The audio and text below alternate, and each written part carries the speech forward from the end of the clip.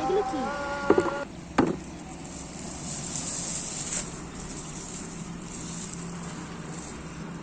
সালা গুঁড়ো গুঁড়ো আলু হয়েছে।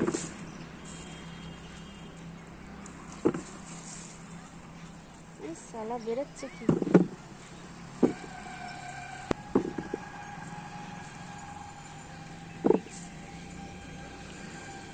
আলু ক্ষেত,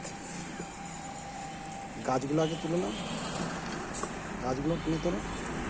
এখানে তো আলু পড়ে যাচ্ছে, কি করছো?